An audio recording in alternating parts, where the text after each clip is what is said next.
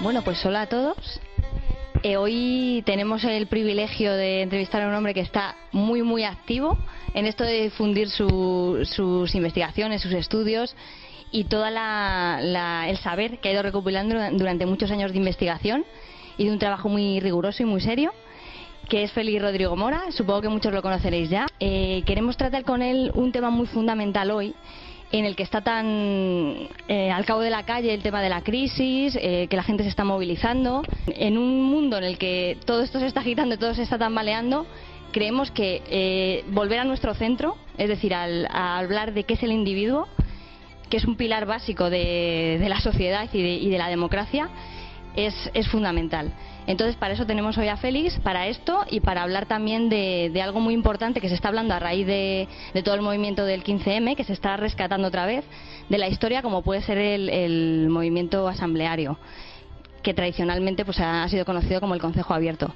Él ha dado ya varias charlas al respecto, pero bueno, queremos también, para la gente que no lo ha escuchado, hablar de este tema, pues recorrer el tema y enlazarlo con la cuestión del individuo y de la reconstrucción del sujeto.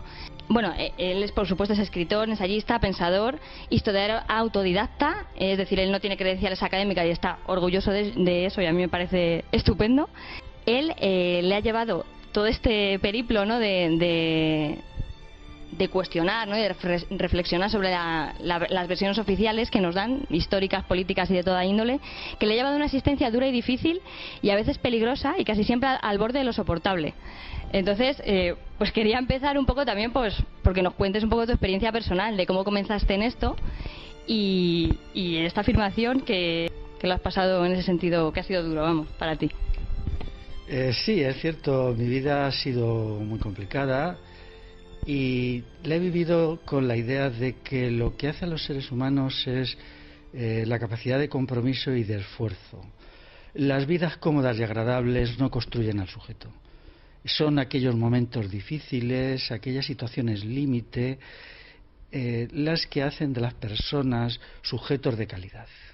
Eso es una convicción que he tenido desde siempre, desde mi infancia, y entonces he creído que debía de implicarme en la defensa de todas las causas justas que fuera conociendo, admitiendo el riesgo que esto lleva siempre aparejado.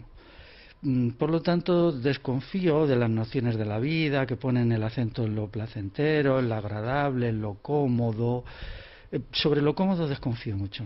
Y insisto siempre en lo incómodo, ¿no? Y por lo tanto, pues claro, esto me ha llevado de acá para allá, a veces en situaciones límites, y ahora ya cuando ya estoy en una etapa relativamente avanzada de mi vida, me alegro de haberlo hecho así y animo a la gente más joven a que desconfíe también de lo agradable, de lo fácil, de lo que es de la buena vida, ¿no? La buena vida crea sujetos sin calidad. Y bueno, decía antes en la introducción que es el individuo, este individuo, como hablas tú, de calidad, de un ser autoconstruido, hecho a sí mismo, es un pilar básico de la democracia. ¿Tú crees que estamos ante una crisis del individuo? O sea, que por supuesto que la gente que piense que esto es una crisis económica simplemente y que se queda ahí se engaña de todas. Claro, por supuesto. La cultura occidental, desde hace más de 2000 años, ha hecho mucho énfasis en el sujeto, en la persona. Sin embargo, en los últimos 200 años, con las revoluciones liberales, esto se olvida. Es decir, se considera, por ejemplo, que es más importante la economía que el sujeto, la política que el sujeto. Incluso se realizan interpretaciones de la historia en donde el sujeto real desaparece, ¿no? Esto es la interpretación hegeliana. La historia queda reducida a unas leyes, a unas realizaciones, y que luego recoge esta misma idea el marxismo, ¿no? El olvido del sujeto pues ha llevado a que se vaya construyendo un sujeto con dos características: que es hecho desde fuera y que no tiene calidad. Es decir, el individuo occidental hoy es una persona sin calidad, que no se autoconstruye porque ni siquiera se considera importante. En el mejor de los casos se cree que es el sistema educativo, bien sea estatal, bien sea privado, el que hace al sujeto, pero esto no es así. El sistema educativo, en el mejor de los casos, da un batiburrillo de información, de datos inconexos, pero no ofrece formación. La formación es la construcción de la parte espiritual y de la parte material del sujeto, teniendo en cuenta que la parte espiritual es muy complicada, es decir, es muy plural, está la parte intelectiva, la parte volitiva o de la voluntad, la parte sensible, la relacional. Todas estas cosas se han olvidado y ahora mismo pues el sujeto está en una situación de agonía, ¿no? Esto ha sido promovido desde arriba porque los sujetos incapaces y débiles pues son sujetos dóciles. Y ahora vivimos una etapa de sujetos muy dóciles, no solo en el terreno de lo político, sino en todo.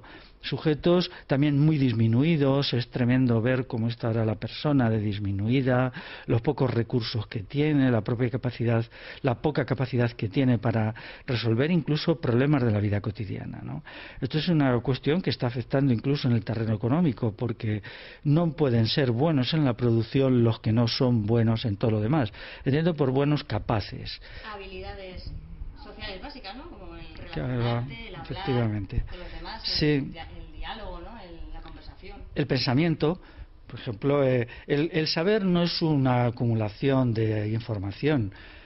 Para eso está pues desde las enciclopedias digitales hasta las enciclopedias en papel, ¿no?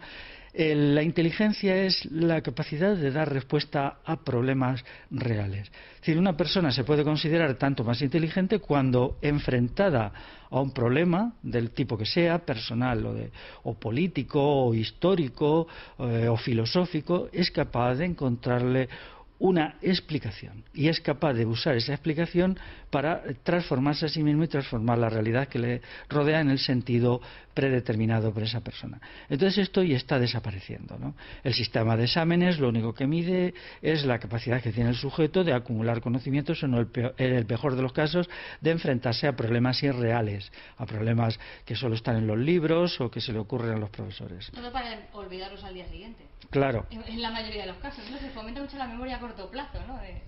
La gente va a pasar el examen. Pues esta cuestión ha creado una catástrofe del sujeto y ahora deberíamos intentar salir de ahí, ¿no? Volver a recuperar la idea de sujeto como importante, y lo más importante. Por ejemplo, en la política no puede haber una política de calidad sin sujeto de calidad, porque en definitiva el sujeto es quien hace la política. También es verdad que luego las instituciones existen con independencia del sujeto. Hay una interrelación entre calidad del sujeto y pertinencia o calidad de las instituciones, pero esta es bidireccional, no se trata solo de que las instituciones creen un sujeto capaz, no, también el sujeto influye en las instituciones. Bueno, entonces, ¿tú crees que quien no conoce la historia está condenado a, cuando menos en el mejor de los casos, a repetirla, ¿no? A repetir esta historia? Y sobre todo, luego hablaremos más adelante de etapas históricas concretas y de hechos concretos, pero ¿qué hechos o qué etapas o qué estudios, ¿no? En textos, porque tú has ido mucho a textos antiguos, a los textos originales. ¿Qué cuestión en concreto histórica fue la que a ti te empezó a indicar que se estaba produciendo de alguna manera esta intención de tapar hechos históricos para que el individuo pues eso pierda esa capacidad, ¿no? De autocrítica o ese referente de su propia historia? Pues siempre me produjo mucha desconfianza en la explicación oficial sobre la Edad Media. Había ahí muchas incoherencias.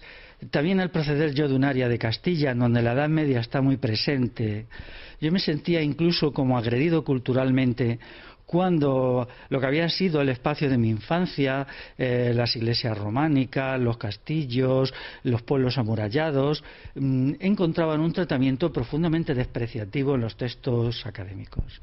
O sea, yo me sentía como agredido, ¿no? Porque agredido culturalmente, no personalmente, como parte de una cultura la cual se despreciaba Luego después, cuando ya vine a vivir a la gran ciudad, pues aquello se confirmó sutilmente.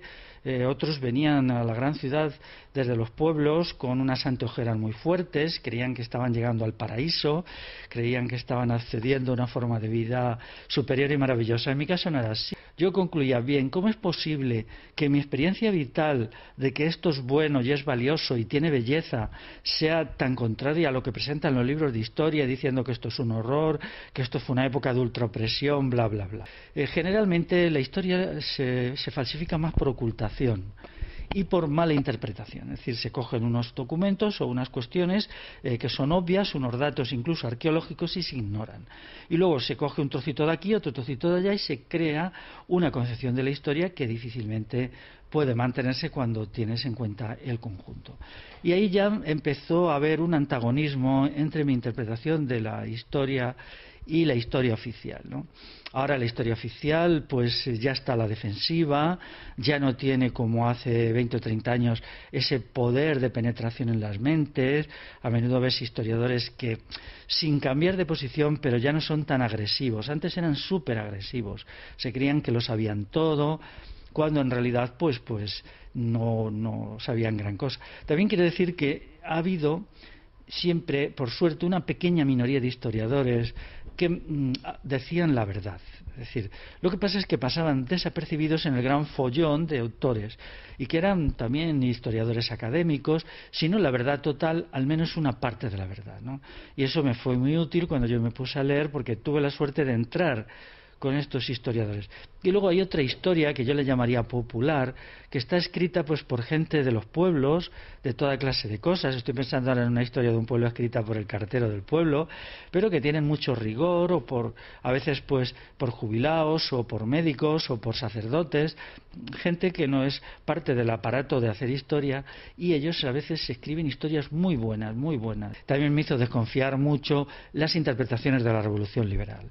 A partir de 1800 esa cuestión pues yo eso no lo aceptaba, ¿no?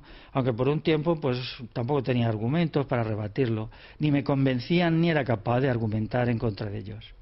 Sí, pero bueno, luego iremos a eso, porque ahora ya hay argumentos de sobra y la verdad, argumentos para dejar cao, porque lo que es la cuestión de la Constitución del 1812 es para dejar cao a la versión oficial. Desde luego, yo cuando vi esa conferencia me quedó clarísimo.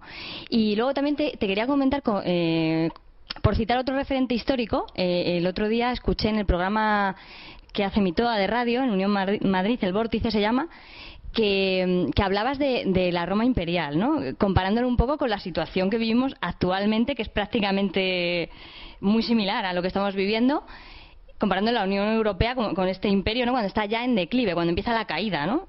Finales del siglo II, principios del siglo III. Entonces me parece muy interesante el paralelismo lo que comentaste, por si nos lo quieres sintetizar un poquito. Vamos a ver, en el pensamiento occidental Roma siempre ha sido una referencia. Ha sido una referencia para algunas cosas buenas y para muchas malas.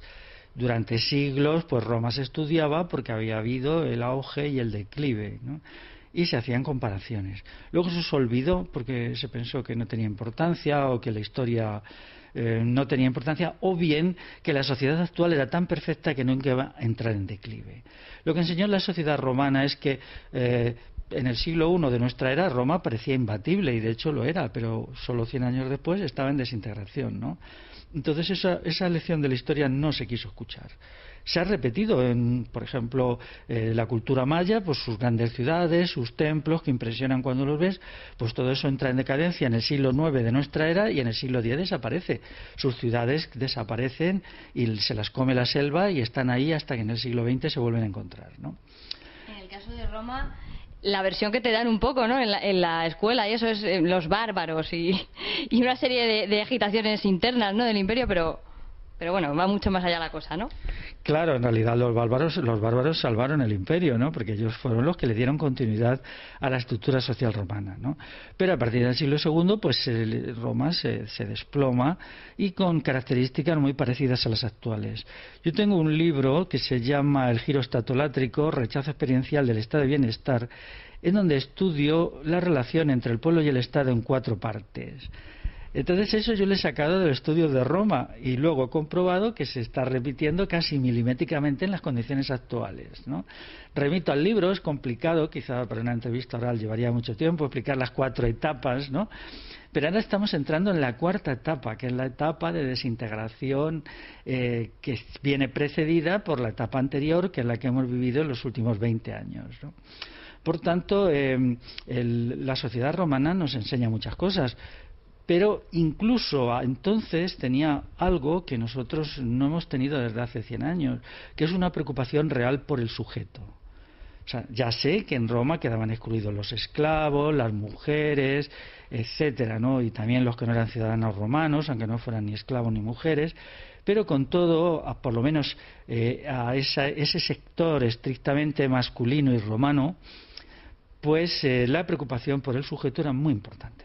El mundo romano creía que la persona era importante. Ahora nosotros no tenemos ni eso, porque bueno, se ha llegado a una situación en donde las estructuras, las leyes, los mecanismos, la economía, todas cosas impersonales, abstractas, que no consideran al sujeto. Podemos decir que la sociedad actual es antihumanista en un sentido riguroso, incluso ahumanista, porque no considera a la persona. A mí me gusta mucho la frase, bueno, me gusta mucho, creo que lo retrata muy bien. Desgraciadamente es cierto. Es Juvenal, me parece, el que dijo lo de darle al pueblo pan y circo, ¿no? Que, bueno, yo de verdad es que lo escucho y ves todo lo que ha pasado con la Copa de Europa en España, cómo se vuelve la gente loca, ¿no? Con los entretenimientos de la tele y dices, joder, es que es lo mismo, ¿no? Nos están dando entretenimiento y encima de baja, entre comillas, ¿no? De baja calidad, ¿no? Para tenernos distraídos. Eso es un paralelismo claro, ¿no? De lo que sucedía en Roma o lo que sucedió en esa época. Claro, el Estado romano, para controlar al pueblo, para hacerle dócil, para someterle, establecía pues pan, que significaba repartos gratuitos de alimentos, de vino, a veces de monedas, de carne salada, y circo. Y bueno, pues allí la gente tenía que ir al circo obligatoriamente, ¿no? Como es verdad, si la policía que vigilaba te encontraba dormido en el circo o no aplaudía suficientemente fuerte, podías meterte en un lío, tenías que divertirte a la fuerza, ¿no? Esto se ha repetido en la sociedad contemporánea, ¿no? Sobre todo con el estado de bienestar se ha creído que creando un sistema asistencial que proporcionara algunas de las necesidades a la gente y luego proporcionando muchas diversiones, con eso se crearía una sociedad estable para siempre por la docilidad del sujeto, ¿no? Pero claro, esto tiene un inconveniente. Lo que se da daña a quien lo recibe. O sea, el pueblo no tiene que recibir nada, tiene que autoconstruir su propia vida. Es decir, no puede haber una sanidad dada ni una educación dada, porque no puede ser buena si es dada. Tiene que ser la gente que la autoconstruya por medio de la autogestión.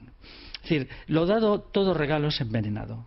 Puede haber a veces intercambios personales de regalos, que no, es un intercambio. Pero a un individuo no se le puede decir, nosotros te ordenamos tu vida y entonces tú goza, disfrutas, ser feliz, porque, bueno, pero vamos a ver, que la vida me la tengo que organizar yo, no la tenemos que organizar nosotros.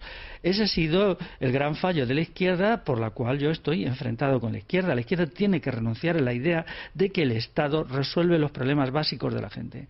Mi criterio es, la gente resuelve sus problemas básicos por la autogestión.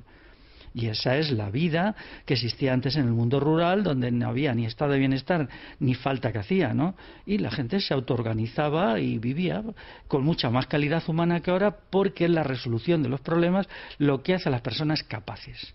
O sea, lo que se ha creado con tanto don y tanta dádiva son sujetos de una incapacidad intelectual, emocional, convivencial, sobre todo convivencial, pavorosa. Y ahora a ver qué hacemos con esta masa de personas enorme en las sociedades occidentales que no sabe hacer nada. Bueno, de hecho tú has acuñado un término, creo que lo has acuñado tú, que es el de sujetos nada. Sí. Que es hace referencia un poco al infantilismo, ¿no? También de la sociedad, ¿no? De los individuos que formamos esa sociedad. Claro, sí. Los estudios sobre la personalidad infantil contemporánea ya se llevan haciendo desde hace 40 años. Ya hace 40 años que algunos eruditos, sociólogos, se daban cuenta que la personalidad occidental no maduraba. Se mantenía permanentemente como en un estado de adolescencia, Por ejemplo, Ray Bradbury, que ha muerto hace poco, el hombre este en su obra Fahrenheit 471, él es de los primeros que lo saca. Hay que tener en cuenta que este texto es de 1953, o sea, de esto hace ya la tira, ¿no? Si no me equivoco, cumplirá 60 años ahora, ¿no? Esta obra se ha presentado como algo de ciencia ficción. Bueno, Bradbury pues tenía mucha ciencia ficción, pero fue en realidad una obra de anticipación genial, porque él supo encontrar en Estados Unidos todos los elementos que luego se desarrollarían en Europa: la infantilización del individuo, la incultura, la incapacidad para relacionarse, que eso es muy importante, la soledad, el antihumanismo. Por ejemplo, en su obra hay una frase que a mí me llevó como mucho, dice: antes el arte trataba de las personas, o la pintura representaba personas, dice, ahora no sabemos lo que representa. Es una crítica al arte abstracto, por cierto, que en sus tiempos fue subvencionado por la CIA, ¿no? Ya hay por ahí estudios que lo demuestran. Entonces... No me extraña, es que me hace mucha gracia cuando dices lo de que vivimos en un momento de horripilancia. Sí. Bueno, que se refleja en todo, ¿no? En el arte, en la estética, ¿no? de la sociedad, que se ha perdido esa capacidad de... Bueno, textualmente te escucho a ti decir que nos han arrebatado la belleza, ¿no? El gusto por la belleza, del paisaje, de que antes la gente se deleitaba viendo, pues eso, un paisaje, una puesta de sol. O hablabas en la charla que escuché yo en Oeste Celeste de no recuerdo en qué lugar del mundo rural, que se deleitaban viendo cómo florecía el lino. Y se tiraba la gente ahí horas absorta en silencio viendo eso, y que llegaba gente de la ciudad y decía: esta gente está completamente alelada, ¿no? Claro, las ciudades, al ser lugares que no tienen mucha consideración por la belleza, pues entonces se crea toda esta estética feísta y todo un concepto incluso del sujeto, que a mí me gustaría mucho hacer un estudio de cómo ha variado la forma en cómo el sujeto se presenta en público. Vamos a ver, el sujeto que se presentaba en público hace 100 años de una manera distinta que ahora. Es decir, procuraba siempre tener de cara a sus semejantes una expresión de la elegancia, la belleza e incluso la sublimidad. No solamente en la forma de vestir, sino en la forma de hablar, en la forma de moverse. Yo recuerdo que una vez conocí a un señor muy mayor que era todo un espectáculo, pero no un espectáculo histriónico, sino un espectáculo de verdad, fino, elegante, verle cómo se vestía, la elegancia con que hablaba, incluso la elegancia con que se movía. Era fascinante verle, y era un hombre que había sido agricultor en La Mancha durante tiempo y luego había emigrado aquí y había trabajado de jardinero, y bueno, es decir, una persona anónima del pueblo, ¿no? Esto ya no lo tenemos, ¿no? Él había hecho de toda su vida una obra de arte, o sea, incluso en la forma de hablar. Él procuraba hablar de un modo elegante, en la forma de andar. O sea, esto ya lo hemos perdido, nos hemos convertido como en sujetos muy degradados, en sujetos que no consideramos que también nosotros somos parte del mundo de la belleza, ¿no? Que la belleza no es algo que se ve en una película o en una obra de teatro, sino que el sujeto puede ser una personalidad de belleza. O cómo está ahora la ropa que llevamos. Si nosotros observamos ropas de hace 200 años, que todavía en pueblos, en el día de la fiesta, la sacan, te la enseñan, sobre todo las mujeres, hay una voluntad de belleza que impregna toda la ropa que se ponen, ¿no? Ya claro, 200 años, los tintes ya han decaído, sin embargo ahora no sucede así. Entonces esto son pérdidas sustantivas porque el sujeto se va degradando. Yo muchas veces insisto, ¿cómo se ha degradado nuestra capacidad de usar el lenguaje? Entonces espero que cundiera la idea de que tenemos que hacer las cosas bien y tenemos que hacernos a nosotros mismos bien, y que no podemos vivir y ser de cualquier manera. Esto sé que habría que desarrollarlo más, pero bueno, por lo menos lo decimos que es algo. Bueno, ahora vamos a seguir por esa línea, pero hay una pregunta que no quiero que se me pase, volviendo un poco a la historia de Roma.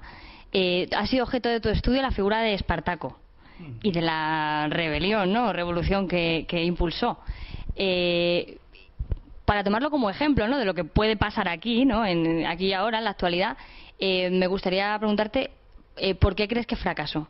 ¿Cuál fue la razón principal, ¿no?, el germen del fracaso? Bueno, yo de la cuestión de Espartaco la he estudiado muchos años. No es ni 2 ni 3, puedo llevar estudiándola 30 años. El asunto de Espartaco, en definitiva, lo que viene a decir es que un proceso revolucionario solo puede ser exitoso cuando la calidad del sujeto supera un nivel mínimo. Es decir, lo que demuestran los esclavos rebeldes es que ellos tenían suficiente valía personal y también como colectivo de esclavos, para rebelarse, pero no para vencer. Entonces es ahí el problema, cómo se manifiesta. Y es muy curioso que Espartaco y una minoría lo entienden. Es decir, ellos comprenden, es muy trágico, ¿no? No sé si sabéis que hay al menos una ocasión, y quizá dos, en que la propia gente de Espartaco se le enfrenta. Y se le enfrenta y le amenaza y tal. Porque, claro, él entendía muy bien que así no podían ganar, ¿no? Que tenían delante a las legiones y tal. Y es para mí dramático cómo Espartaco acepta la última batalla sabiendo que no la pueden ganar, pero él no busca una huida personal, él entiende que esa batalla era el fin y que era la muerte y que había que aceptarla, ¿no? Porque no podían ganar, pero tampoco era digno ni era honorable escapar personalmente. El asunto debe ser objeto de reflexiones. Aquí en parte en la guerra civil sucede lo mismo, en gran medida, ¿no? Es decir, no hay suficiente calidad del sujeto para vencer al franquismo. Esto, bueno, ha desencadenado contra mí las iras de toda la peña que sigue estudiando con criterios apersonales. Apersonales significa que no consideran a la persona la guerra civil. Pero cuando se estudia, no cabe duda. Sobre la guerra civil tenemos una desgracia. Se han escrito miles de libros y hay tantos miles que no nos permiten ver la realidad. Yo entiendo que había que reiniciar el análisis, olvidarse de los libros que se han escrito, dicen que es el acontecimiento de la historia universal que más libros ha dado origen, ¿no? Entonces sería conveniente volver a empezar. Es decir, hacemos tabla rasa y empezamos, y eso se pone de manifiesto también en los acontecimientos actuales. Ahora mismo atravesamos una crisis muy gorda, nos acercamos a los 6 millones de parados. Y no hay una respuesta ni en la calle, ni intelectual, ni nada equivalente al momento tan crítico que estamos, mucho más cuando ya todas y todos sabemos que la cosa no es coyuntural, que no es un mal momento que se va a revertir, sino que sabemos perfectamente que nuestra sociedad se está desmoronando en una crisis muy, muy aguda, ¿no? Por lo tanto, es la pérdida de calidad del sujeto de los últimos 30 años lo que ha originado este comportamiento ahora, ¿no? Bueno, considero bastante interesante, porque bueno, supongo que la gente que nos está escuchando habrá gente que se tenga o se autodenomine como espiritual, lo que entendemos como una persona espiritual al uso, aunque bueno, cada uno vive su espiritualidad de una manera, pero me parece interesante la distinción que haces tú entre espiritualidad natural y sobrenatural. Cuéntanos un poquito qué distinciones y qué elementos o qué características espirituales tiene para ti un sujeto. Pues vamos a ver, la espiritualidad natural es aquella que surge de la existencia misma de la persona como ente natural.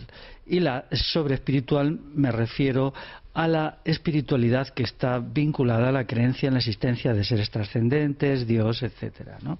Dado que yo no soy creyente, entonces establezco una idea de espiritualidad que resulte de la experiencia del sujeto en tanto que sujeto natural, ¿no? Entonces, mi idea es desarrollar la espiritualidad a partir de la experiencia. Y esa espiritualidad puede ser útil tanto a no creyentes como a creyentes, porque a los no creyentes es obvio que les puede satisfacer, pero a los creyentes también, en la medida que creo que no es incompatible con ninguna de las religiones, ¿no? Pues las religiones luego son como un complemento más, un añadido, ¿no? Como un segundo nivel que quien sea creyente puede incorporar. La espiritualidad natural pues resulta de la observación del sujeto en la experiencia. Nosotros somos seres espirituales cuando pensamos. En la reflexión, en la comprensión, entonces manifestamos cualidades espirituales. Cuando luchamos por la libertad, entendemos que la libertad es un bien espiritual, ¿no? Puede tener una expresión material, pero sobre todo la libertad de conciencia, que es la libertad para construir el sujeto, el propio mundo exterior, sin manipulaciones, sin adoctrinamientos, es para mí la forma principal de libertad. Pero también está la libertad política, que aunque tiene una expresión jurídica y por lo tanto una expresión coactiva, pero tiene sobre todo un sustrato digamos natural. Luego, dentro de la espiritualidad natural pues está también la voluntad. La voluntad es muy importante porque el sujeto de voluntad es un sujeto que se tiene a sí mismo. Muchas veces en situaciones límites, cuando antes hablaba quizá de la experiencia, a mí me ha sido muy útil la voluntad. O sea, la voluntad es primero marcarse una meta, que es hacer una elección de una meta, y luego tener una fuerza interior que te impulsa a cumplirla con independencia de las dificultades, de los problemas, ¿no? Claro, ¿qué sucede? Yo he observado, ahora mismo la voluntad no se valora, es más, se hace que el sujeto no tenga voluntad, sea una personalidad débil, fofa y blandengue, ¿no? Pero he observado que el sujeto sin voluntad es muy dado a la angustia porque se da cuenta que él no es nada, que se marca metas, que no las cumple, que es traído de allá para acá por fuerzas ajenas a él mismo, y eso le origina una angustia muy profunda.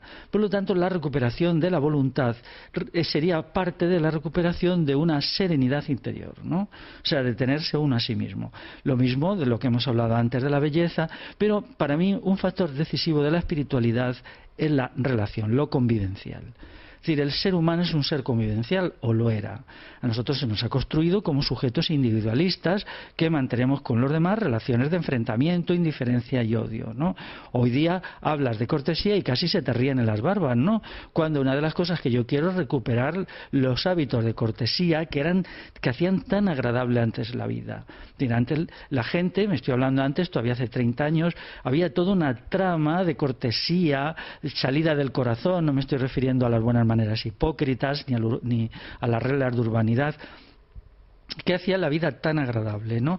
Yo he observado que últimamente, sobre todo cierta gente joven, está entendiendo esto y está intentando volver otra vez a esta norma por la cual hay, por ejemplo, un intercambio de cosas agradables, de ver lo positivo de los demás y no lo negativo, que hace que la vida adquiera otra dimensión.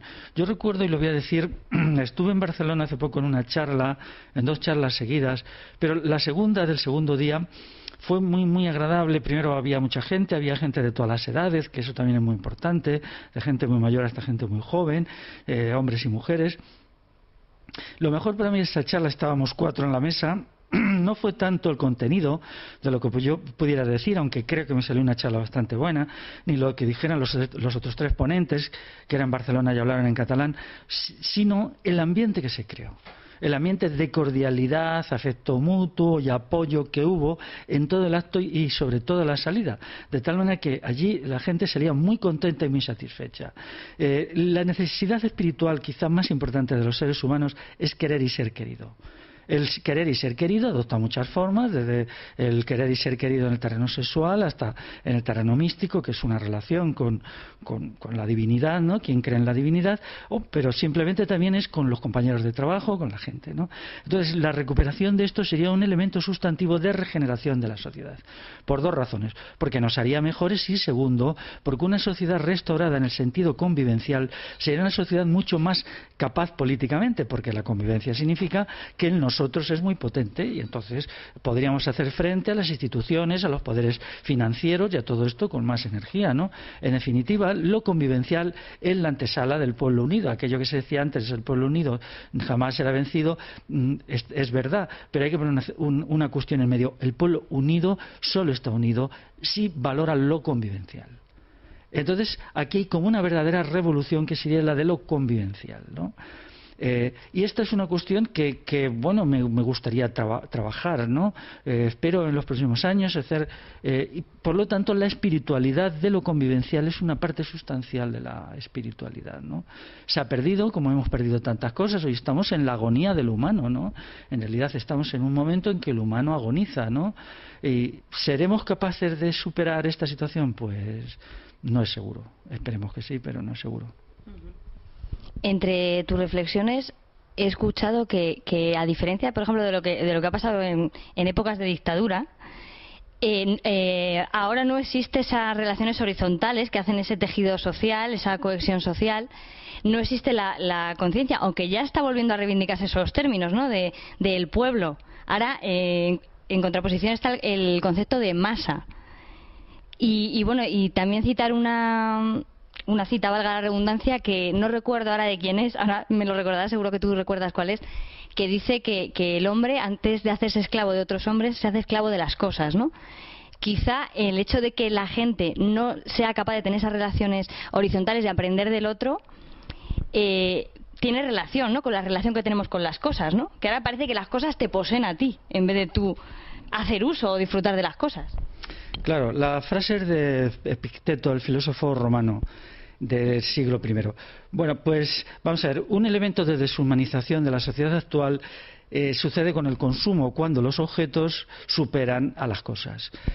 Los objetos superan a las personas. Es decir, nuestra idea es que las personas son menos importantes que los sujetos.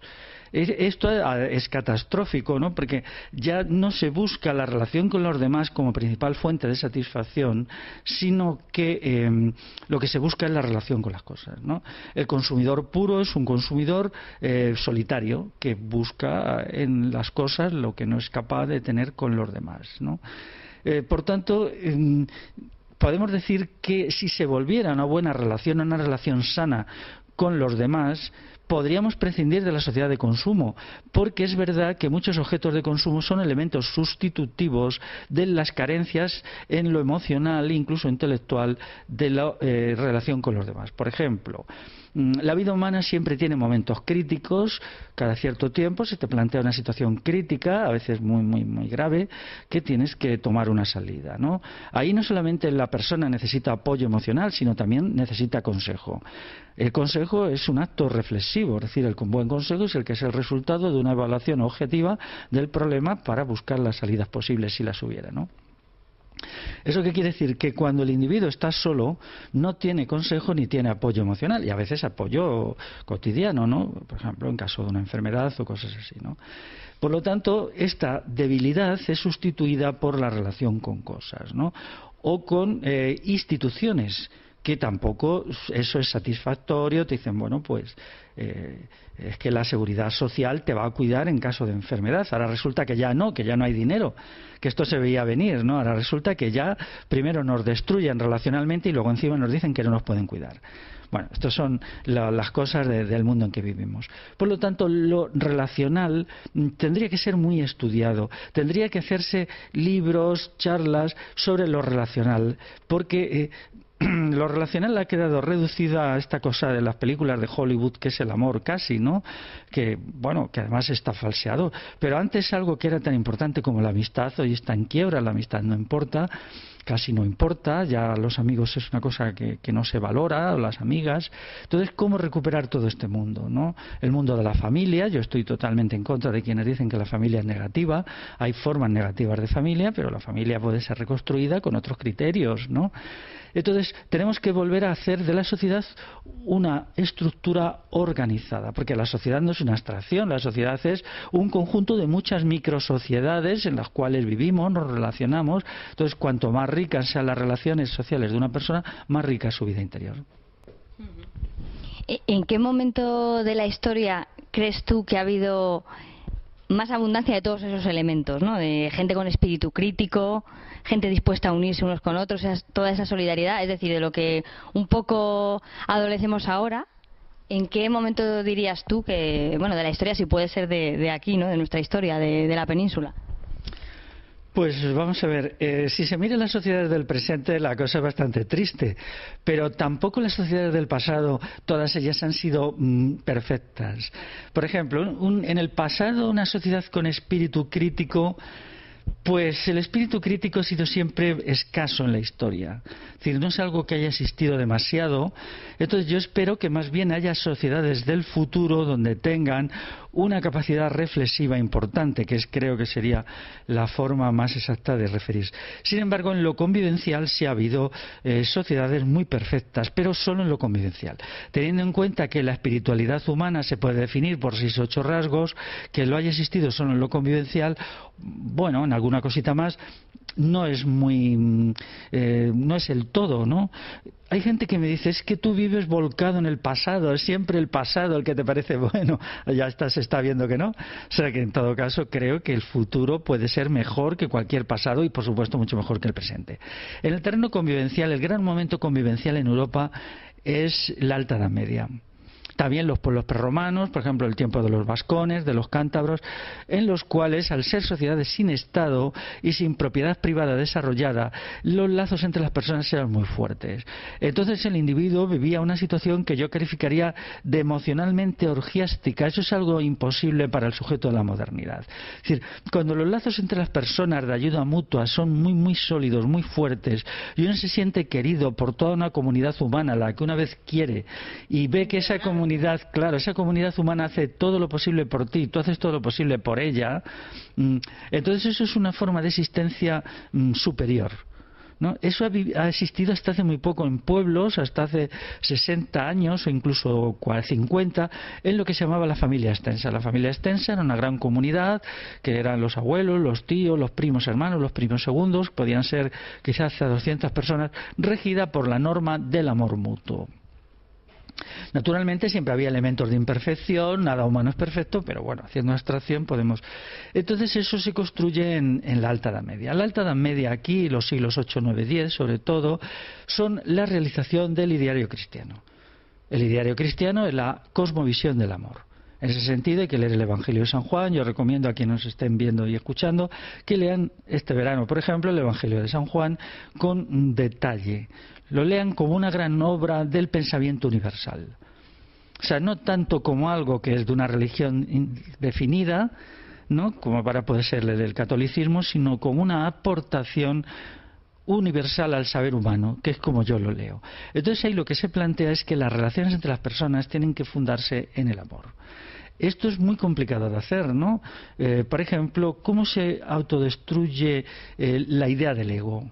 La idea del ego es necesaria destruirla por dos motivos. Primero, para que triunfe el amor y para que se libere el yo.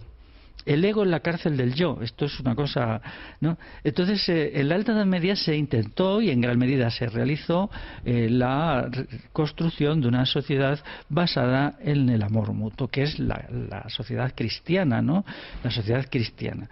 Esa sociedad tenía defectos estructurales, ¿no?, que ahora no vienen al caso, pero en eso sí se logró, ¿no? Luego, pues en otros aspectos de la espiritualidad, yo creo que, por ejemplo, con el arte románico en los siglos XI-XII, se realiza también una sociedad de la belleza. Es decir, entonces la belleza era un valor. Si se recorren las aldeas, lo poco que queda, se verá que había una idea de la belleza que era todo tenía que ser bello. O sea, se construía, por ejemplo, una herramienta y se ponía el pequeño adorno, se hacía de tal manera que fuera agradable.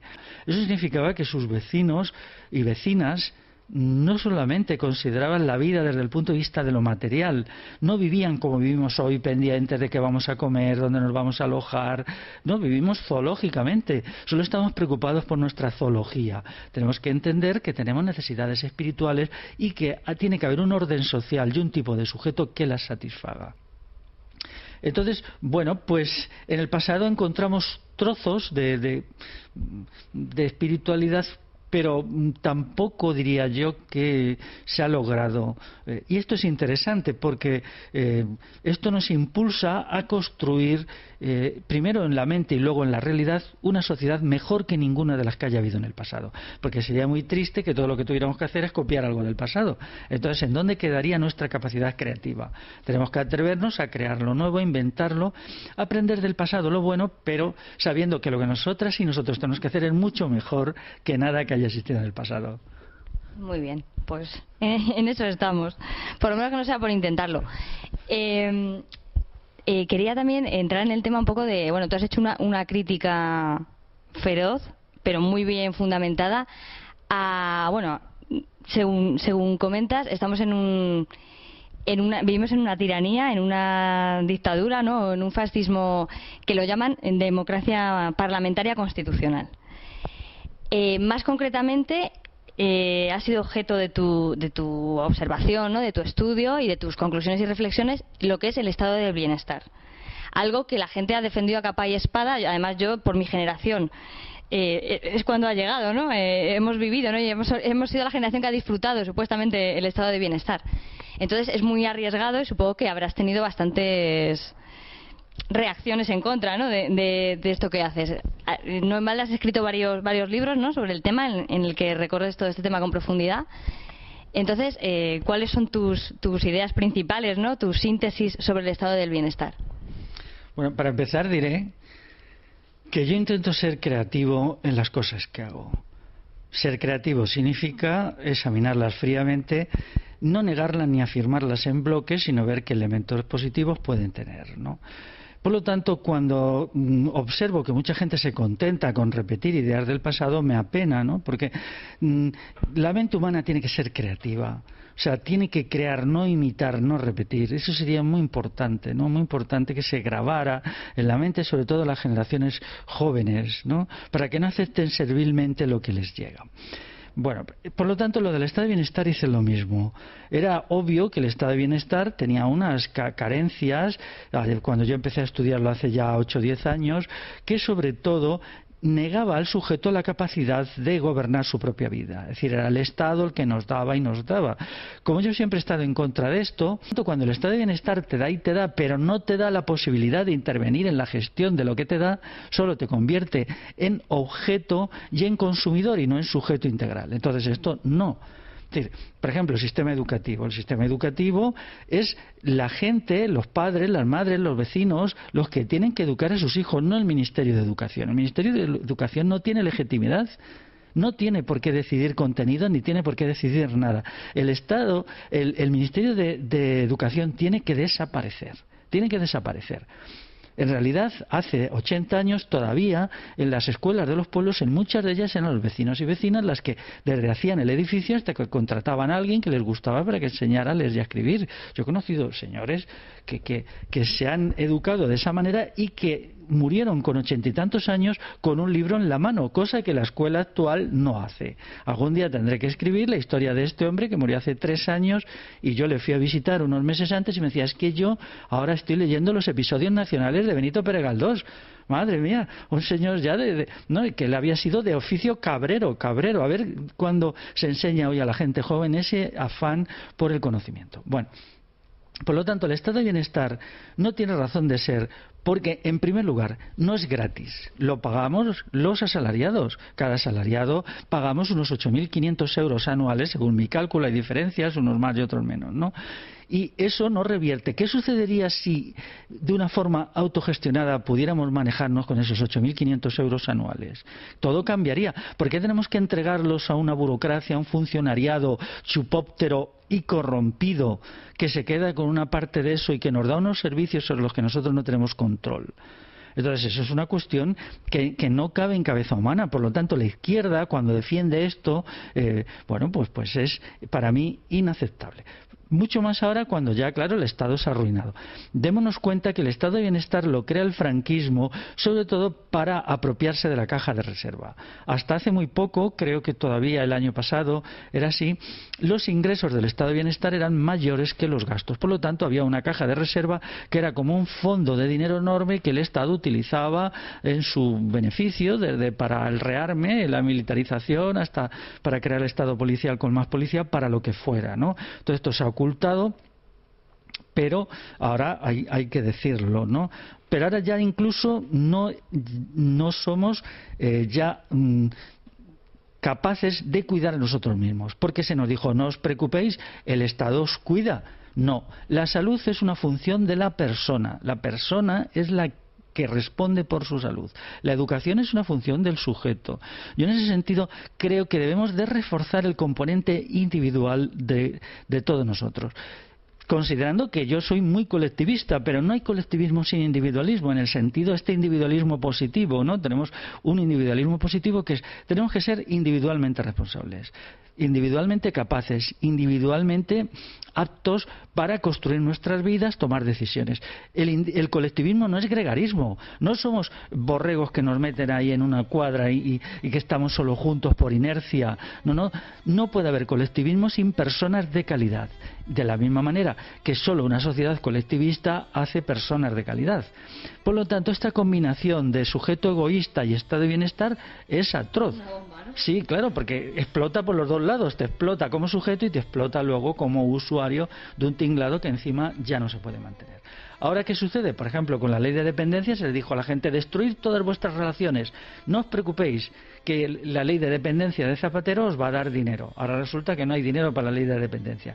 La gente que se ha descuidado en la atención a sí misma, pues entonces está en una situación extrema, cuando ya se había demostrado que la gestión de la sanidad popular por las instituciones estatales es catastrófica, porque al hacer que el sujeto delegue le estaba convirtiendo en una piltrafa. Por ejemplo, detrás de eso está la ola de obesidad, que es un problema gravísimo ahora. La ola de obesidad, la ola de toda clase de enfermedades, que solamente si el sujeto hiciera un poquito cuidado de sí mismo y tuviera un poquito de más calidad, fuerza de voluntad y tal, pues esas enfermedades quedarían muy reducidas a pequeños sectores de personas, las que las tuvieran por causas genéticas, y no ahora que hay un montón de gente que las tiene por descuido de sí mismo, ¿no? Por lo tanto, ahora se ha creado todo un montaje explosivo del que realmente en concreto no sabemos por dónde salir, la verdad sea dicha, ¿no?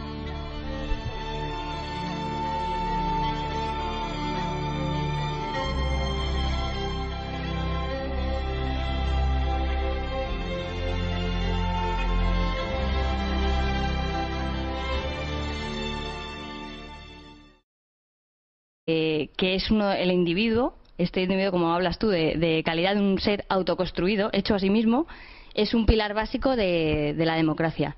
¿Tú crees que estamos ante una crisis del individuo? O sea, que por supuesto que la gente que piense que esto es una crisis económica simplemente y que se queda ahí, se engaña de todas. Claro, por supuesto. La cultura occidental, desde hace más de 2000 años, ha hecho mucho énfasis en el sujeto, en la persona. Sin embargo, en los últimos 200 años, con las revoluciones liberales, esto se olvida. Es decir, se considera, por ejemplo, que es más importante la economía que el sujeto, la política que el sujeto. Incluso se realizan interpretaciones de la historia en donde el sujeto real desaparece, ¿no? Esto es la interpretación hegeliana. La historia queda reducida a unas leyes, a unas realizaciones, y que luego recoge esta misma idea el marxismo, ¿no? El olvido del sujeto pues ha llevado a que se vaya construyendo un sujeto con dos características: que es hecho desde fuera y que no tiene calidad. Es decir, el individuo occidental hoy es una persona sin calidad, que no se autoconstruye porque ni siquiera se considera importante. En el mejor de los casos se cree que es el sistema de la historia, como puede ser el movimiento asambleario, que tradicionalmente pues ha sido conocido como el Concejo Abierto. Él ha dado ya varias charlas al respecto, pero bueno, queremos también, para la gente que no lo ha escuchado, hablar de este tema, pues recorrer el tema y enlazarlo con la cuestión del individuo y de la reconstrucción del sujeto.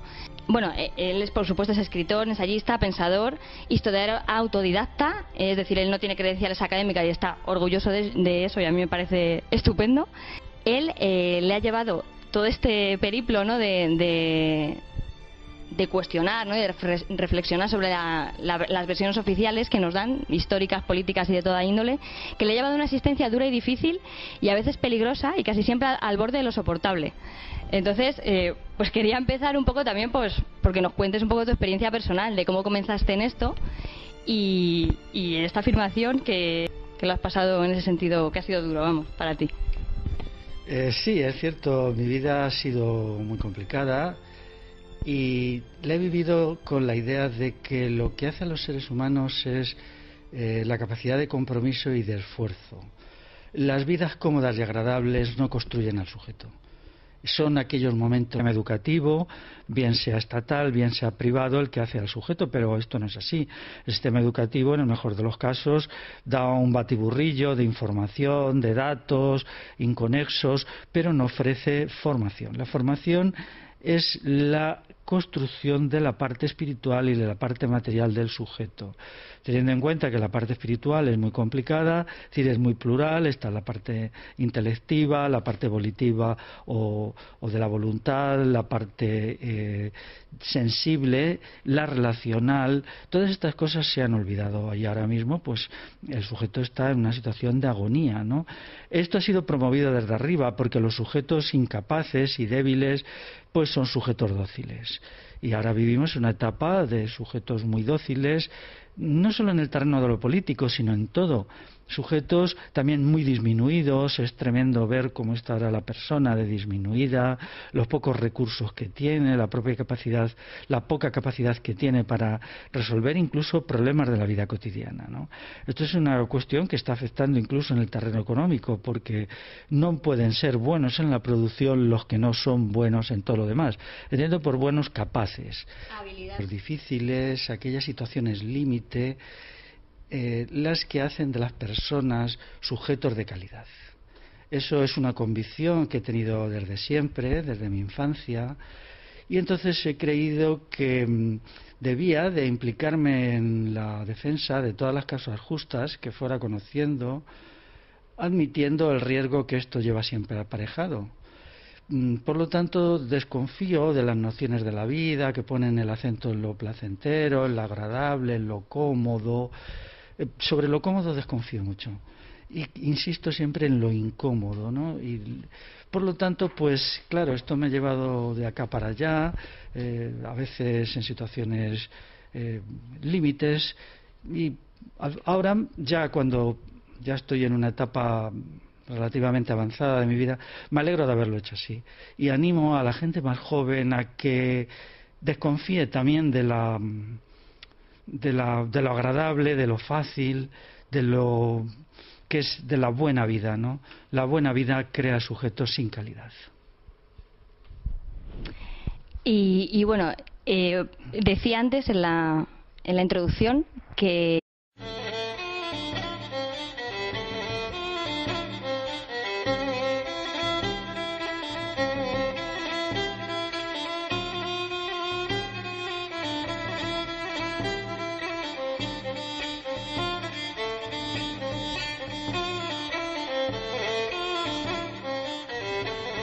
bueno, pues hola a todos. Hoy tenemos el privilegio de entrevistar a un hombre que está muy muy activo en esto de difundir sus investigaciones, sus estudios y todo el saber que ha ido recopilando durante muchos años de investigación y de un trabajo muy riguroso y muy serio, que es Félix Rodrigo Mora. Supongo que muchos lo conoceréis ya. Queremos tratar con él un tema muy fundamental hoy, en el que está tan al cabo de la calle el tema de la crisis, que la gente se está movilizando. En un mundo en el que todo esto se está agitando y todo se está tambaleando, creemos que volver a nuestro centro, es decir, a hablar de qué es el individuo, que es un pilar básico de la sociedad y de la democracia, es fundamental. Entonces, para eso tenemos hoy a Félix, para esto y para hablar también de algo muy importante que se está hablando a raíz de todo el movimiento del 15M, que se está rescatando otra vez.